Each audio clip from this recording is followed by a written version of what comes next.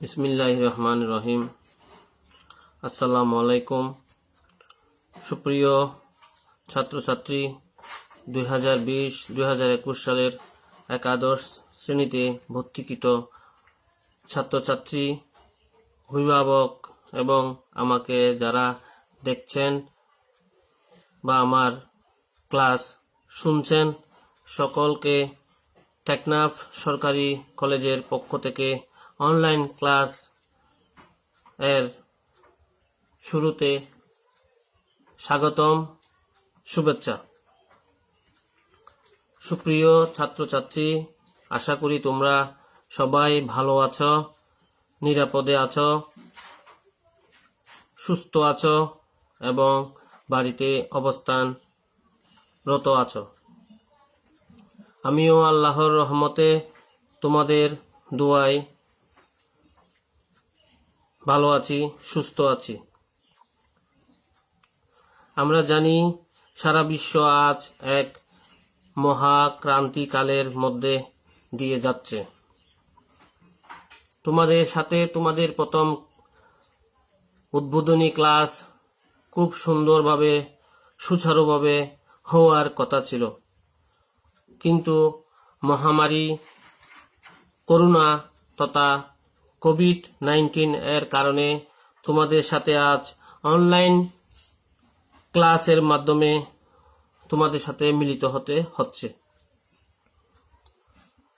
তোমরা জানো, মাননীয় প্রধানমন্ত্রী জননেত্রী শেখ হাসিনা, শিক্ষামন্ত্রী মাউসি এবং টেকনাফ সরকারি কলেজের মাননীয় অধ্যক্ষ মহোদয়ের নির্দেশনায়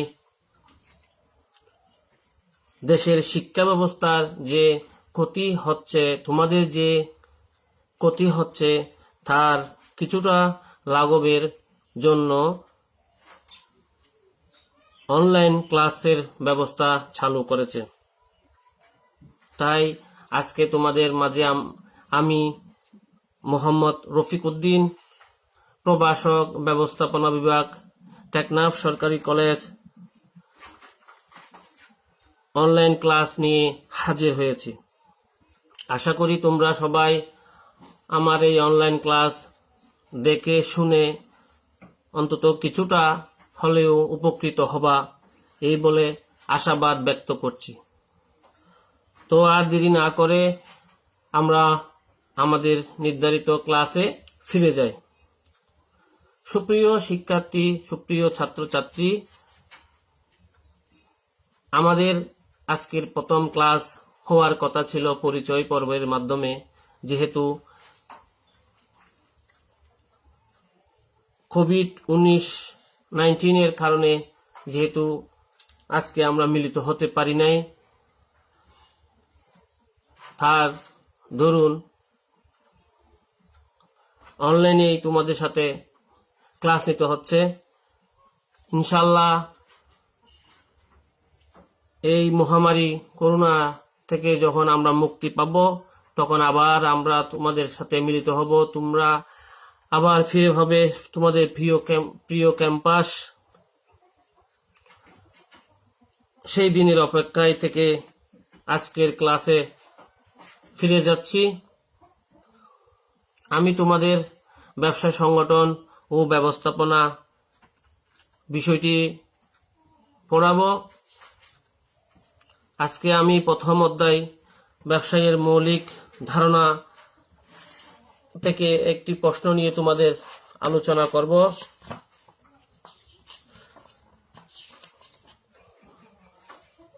আমার আজকের আলোচনা হবে ব্যবসায়ের ধারণা।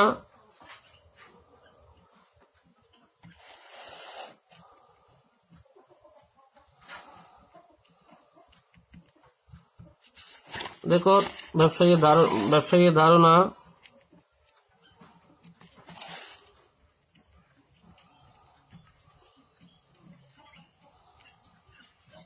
ধারণা দাও বা কাকে বলে বা কি, এবং ব্যবসায়ের আওতা আলোচনা করো।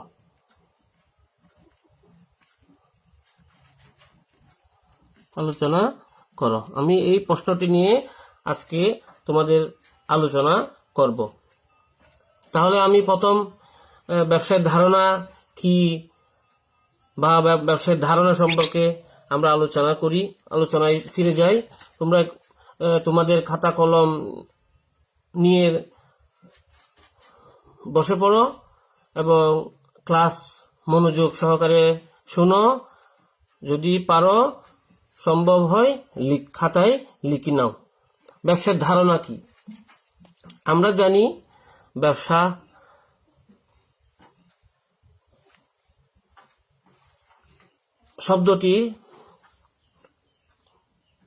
শব্দটির ইংরেজি প্রতিশব্দ হলো বিজনেস। ব্যবসা শব্দটির ইংরেজি প্রতিশব্দ হলো বিজনেস। এর অর্থ হলো, এই ব্যবসা শব্দটির অর্থ হচ্ছে যে কোনো কাজে ব্যস্ত থাকা, যে কোনো কাজে ব্যস্ত থাকা, স্টেট অফ বিং বিজি। সাধারণত আমরা বুঝি মুনাফা অর্জনের লক্ষ্যে পরিচালিত উৎপাদন, বন্টন ও এর সহায়ক যাবতীয় বৈধ অর্থনৈতিক কাজকে ব্যবসা বলা হয়ে থাকে। আমি আবার বলছি, সাধারণত মুনাফা অর্জনের লক্ষ্যে পরিচালিত উৎপাদন, বন্টন ও এর সহায়ক যাবতীয় বৈধ অর্থনৈতিক কাজকে ব্যবসা বলা হয়ে থাকে। সুতরাং আবার উৎপাদন সংক্রান্ত কাজ শিল্পের মাধ্যমে, এই ব্যবসায়ের উৎপাদন সংক্রান্ত যে সকল কাজ সেগুলো শিল্পের মাধ্যমে এবং বন্টন সংক্রান্ত কাজ বাণিজ্যের মাধ্যমে সম্পাদন করা হয়ে থাকে। আমি আবার বলছি, উৎপাদন সংক্রান্ত কাজগুলো শিল্পের মাধ্যমে এবং বন্টন সংক্রান্ত কাজগুলি বাণিজ্যের মাধ্যমে করা হয়ে থাকে। তাহলে আমরা এক কথায় বলতে পারি, মুনাফা অর্জনের লক্ষ্যে পরিচালিত উৎপাদন, বন্টন এবং এর সহায়ক যাবতীয় বৈধ অর্থনৈতিক কাজকে ব্যবসা বলা হয়ে থাকে। সুতরাং দেশের প্রচলিত আইনে যদি কোনো অবৈধ হারাম কাজ করা হয়ে থাকে, সেটা ব্যবসা বলা হবে না। আমরা এক কথাই বলতে পারি, যে কোনো কাজে ব্যস্ত থাকাকে আমরা ব্যবসা বলতে পারি, কিন্তু যে কোনো কাজে ব্যস্ত থাকলে সেটাকে আমরা ব্যবসা বলতে পারবো না। এটি দেশের প্রচলিত আইনে এবং হালাল ভাবে উপার্জনকৃত হতে হবে এবং এখানে মুনাফা অর্জনের লক্ষ্য থাকতে হবে। তাহলে আমরা ব্যবসা সম্পর্কে আলোচনা করে আমরা বুঝতে পেরেছি যে অভাব পূরণের লক্ষ্যে ব্যবসা করা হয়। কি করা হয়? অভাব পূরণের লক্ষ্যে যখন একজন মানুষের অভাব দেখা দেবে, সেই অভাবটুকু খাটানোর জন্য, অভাব পূরণের লক্ষ্যে সে ব্যবসায়ে অর্থ বিনিয়োজিত করে থাকে বা অভাব পূরণের লক্ষ্যে সে ব্যবসায়ে নিয়োজিত হয়ে থাকে। ব্যবসায়ী অবশ্যই মুনাফা অর্জনের লক্ষ্য থাকবে। একজন ব্যবসায়ীর অবশ্যই কি থাকবে? তার বিনিয়োগকৃত অর্থের বিপরীতে অবশ্যই তার মুনাফা আসবে, সেটি চিন্তা করে সে ব্যবসায়ী অর্থ লগ্নি করে থাকে। অতএব মুনাফা অর্জনের লক্ষ্য থাকবে। এ কাজে আমরা জানি ব্যবসা বলতে ঝুঁকি এবং অনিশ্চয়তা থাকবে। ঝুঁকি এবং অনিশ্চয়তাকে মাথায় রেখে একজন ব্যবসায়ী তার ব্যবসায়িক কার্যক্রমগুলো পরিচালনা করে থাকে। অবশ্যই দেশীয় আইনে এটি কি হতে হবে? বৈধ হতে হবে। দেশীয় আইনে, একটি দেশের আইনে অবশ্যই তার কার্যক্রমগুলো, ব্যবসায়িক কার্যক্রমগুলো অবশ্যই বৈধ হতে হবে।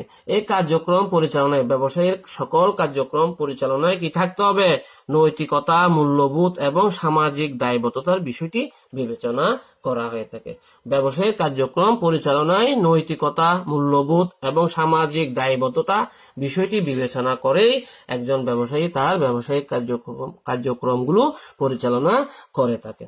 তাহলে আমরা ব্যবসায়ের ধারণা সম্পর্কে জানলাম। এক কথায় আমরা ব্যবসায়ের আলোচনা করে আমরা এটাই বুঝতে পেরেছি যে ব্যবসা হলো মুনাফা অর্জনের লক্ষ্যে পণ্যদ্রব্য উৎপাদন। ব্যবসা আমি লিখতেছি মুনাফা অর্জনের লক্ষ্যে মুনাফা অর্জনের লক্ষ্যে মুনাফা অর্জনের লক্ষ্যে মুনাফা অর্জনের লক্ষ্যে পণ্যদ্রব্য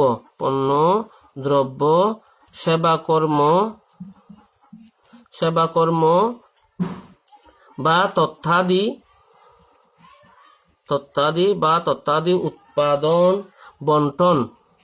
উৎপাদন বন্টন ও এর সহায়ক যাবতীয় বৈধ অর্থনৈতিক কাজকে ব্যবসা বলা হয়। অর্থনৈতিক কাজকে ব্যবসা বলা হয়। তাহলে আমরা কি বুঝতে পেরেছি? আমরা এক কথায় বুঝতে পেরেছি মুনাফা অর্জনের লক্ষ্যে পণ্যদ্রব্য সেবাকর্ম বা তথ্যাদি উৎপাদন বন্টন ও এর সহায়ক যাবতীয় বৈধ অর্থনৈতিক কাজকে ব্যবসা বলা হয়ে থাকে। ঠিক আছে, তাহলে আমি পরবর্তী প্রশ্নে ফিরে যাই। আমাদের পরবর্তী প্রশ্ন ছিল ব্যবসায়ের আওতা বা স্কোপ অফ বিজনেস। আমরা জানি মুনাফা অর্জনের লক্ষ্যে পণ্যদ্রব্য সেবাকর্ম তথ্যাদি উৎপাদন বন্টন এর সহায়ক যাবতীয় বৈধ অর্থনৈতিক কাজকে ব্যবসা বলা হয়ে থাকে। তাহলে অবশ্যই এর কিছু আওতা থাকবে বা আওতা রয়েছে। তাহলে আমরা ব্যবসায়ের আওতাকে তিনটি ভাগে ভাগ করতে পারি। দেখো, ব্যবসায়ের আওতা প্রথমত হচ্ছে কি শিল্প বাণিজ্য প্রত্যক্ষ সেবা। আবার শিল্পকে আবার কয় ভাগে ভাগ করা হয়েছে দেখো, তোমরা দেখো সুপ্রিয় ছাত্রছাত্রী, ক্লাস একটু মনোযোগ সহকারে শুনবা। ব্যবসায়ের আওতা স্কোপ অফ বিজনেসকে ব্যবসায়ের আওতাকে তিনটি ভাগে ভাগ করা হয়েছে। প্রথমত শিল্প, দ্বিতীয়ত বাণিজ্য, তৃতীয়ত প্রত্যক্ষ সেবা। শিল্পকে আবার দুভাগে ভাগ করা হয়েছে। একটি হচ্ছে প্রথমত হচ্ছে কি প্রাথমিক শিল্প, দ্বিতীয়ত দ্বিতীয় পর্যায়ে শিল্প। আবার প্রাথমিক শিল্পকে তিন ভাগে ভাগ করা হয়েছে। প্রথম হচ্ছে কৃষিজ শিল্প, প্রজনন শিল্প, নিষ্কাশন শিল্প। দ্বিতীয় পর্যায়ে শিল্পকে তিন ভাগে ভাগ করা হয়েছে: উৎপাদন বা প্রস্তুত শিল্প, নির্মাণ শিল্প, সেবা পরিবেশের শিল্প। তাহলে বাণিজ্যকে দুভাগে ভাগ করা হয়েছে। একটি হচ্ছে পণ্য বিনিময়, আরটা হচ্ছে পণ্য বিনিময় সহায়ক কার্যাবলী।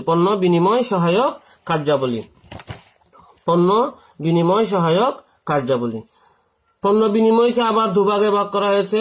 একটি হচ্ছে অভ্যন্তরীণ পণ্য বিনিময়, আরটা বৈদেশিক পণ্য বিনিময়। অভ্যন্তরীণ পণ্য বিনিময়কে আবার দুভাগে ভাগ করা হয়েছে। একটা হচ্ছে পাইকারি ব্যবসা, আরটা হচ্ছে কি খুচরা ব্যবসা। বৈদেশিক পণ্য বিনিময়কে তিন ভাগে ভাগ করা হয়েছে। একটা হচ্ছে আমদানি, একটা রপ্তানি, একটা পুনঃরপ্তানি। আবার পণ্য বিনিময় সহায়ক কার্যাবলীকে 6 ভাগে ভাগ করা হয়েছে। প্রথমত ব্যাংক, বীমা, পরিবহন, গুদামজাতকরণ এবং বাজারজাতকরণ, প্রসার বা যোগাযোগ। আবার প্রত্যক্ষ সেবাকে 6 ভাগে ভাগ করা হয়েছে। একটা হচ্ছে আইন বৃত্তি বা আইন পেশা, ডাক্তারি পেশা, প্রকৌশল কর্ম, হিসাব বৃত্তি, কম্পিউটার ও ইন্টারনেট সেবা, বিক্রয় পরবর্তী সেবা ইত্যাদি। অর্থাৎ প্রত্যক্ষ সেবা হচ্ছে সরাসরি যে সেবায় একজন ব্যবসায়ী যে সেবায় সরাসরি সেবা দিয়ে, একজন ব্যক্তি সরাসরি সেবা দিয়ে অর্থের বিনিময়ে যে সরাসরি যে সেবা দেয় সেটাকে প্রত্যক্ষ সেবা বলা হয়ে থাকে। গ্রাহকের চাহিদা পূরণে ভোক্তা বা গ্রাহকের চাহিদা পূরণে যে ব্যক্তি কোনো কাজ বা সুবিধা সন্তুষ্টি সরাসরি দেয়া হয় তাকে প্রত্যক্ষ সেবা বলা হয়ে থাকে। আচ্ছা, আমরা তাহলে ব্যবসায়ের আওতাকে যে তিন ভাগে ভাগ করা হয়েছে। প্রথমত শিল্প কি আমরা একটু জানি। আমরা জানি শিল্প হচ্ছে ব্যবসায়ের কাজ কি, শিল্প এবং বাণিজ্য ও বন্টন সংক্রান্ত কাজগুলো কিসের মাধ্যমে হয়? বন্টন সংক্রান্ত কাজগুলো বাণিজ্যের মাধ্যমে হয় এবং উৎপাদন সংক্রান্ত কাজগুলো শিল্পের মাধ্যমে হয়। তাহলে শিল্প হচ্ছে যে প্রক্রিয়ার মাধ্যমে প্রাকৃতিক সম্পদ আহরণ ও এর রূপগত পরিবর্তনের মাধ্যমে মানুষের ব্যবহার উপযোগী পণ্যে পরিণত করা হয় তাকে শিল্প বলা হয়ে থাকে। অর্থাৎ শিল্প হচ্ছে, আমি আবার বলছি, শিল্প হচ্ছে যে প্রক্রিয়ার মাধ্যমে প্রাকৃতিক সম্পদ আহরণ ও এর রূপগত পরিবর্তনের মাধ্যমে মানুষের ব্যবহার উপযোগী পণ্যে পরিণত করা হয় তাকে শিল্প বলা হয়ে থাকে। বাণিজ্য হচ্ছে শিল্পে উৎপাদিত পণ্য প্রকৃত ব্যবহারকারী বা ভোক্তার কাছে পৌঁছানোর জন্য সম্পাদিত যাবতীয় কাজের সমষ্টিকে বাণিজ্য বলে। অর্থাৎ শিল্পে যা উৎপাদন করা হবে সেই সকল উৎপাদনকৃত পণ্য বা দ্রব্য সমূহ যারা ব্যবহার করবে বা যারা ভোগ করবে তাদের কাছে পৌঁছানোর জন্য যে সকল কার্যক্রম পরিচালনা করা হয় তাকে বাণিজ্য বলা হয়ে থাকে। আর প্রত্যক্ষ সেবা হচ্ছে ভোক্তা বা গ্রাহকের চাহিদা পূরণে, ভোক্তা বা যারা গ্রাহক তাদের চাহিদা পূরণে সক্ষম এমন কোনো কাজ, সুবিধা বা সন্তুষ্টি সরাসরি দেওয়া হলে তাকে প্রত্যক্ষ সেবা বলে থাকে। সেবার বিনিময়ে থাকবে কি অর্থ থাকবে, যেমন ডাক্তারি, ইঞ্জিনিয়ার, প্রকৌশল, আইনজীবী, নিরীক্ষক, হিসাব নিরীক্ষক ইত্যাদি। আচ্ছা, এবার আসি আমরা শিল্পকে যে দুভাগে ভাগ করা হয়। প্রথম শিল্প হচ্ছে প্রাথমিক শিল্প, দ্বিতীয় হচ্ছে দ্বিতীয় পর্যায় শিল্প। প্রাথমিক শিল্প হচ্ছে কৃষিজ শিল্প, প্রজনন শিল্প, নিষ্কাশন শিল্প। কৃষিজ শিল্প কি? অর্থাৎ যারা কৃষি চাষের মাধ্যমে কর্মপ্রচেষ্টার মাধ্যমে ভূমি চাষের মাধ্যমে কোনো শস্য বা ফসল ফলানো হয়। অর্থাৎ আমরা সবাই জানি আমাদের পরিবারে জমি রয়েছে, সেই জমিতে আমরা ধান চাষ করি, ভুট্টা চাষ করি, গম চাষ করি, পাট চাষ করি, চা চাষ করি, তামাক চাষ করি, তুলা চাষ করি। অর্থাৎ সেগুলো হচ্ছে কৃষিজ শিল্প। তাহলে প্রাথমিক শিল্পের প্রথম শিল্প হচ্ছে কৃষিজ শিল্প, তারপর হচ্ছে প্রজনন শিল্প।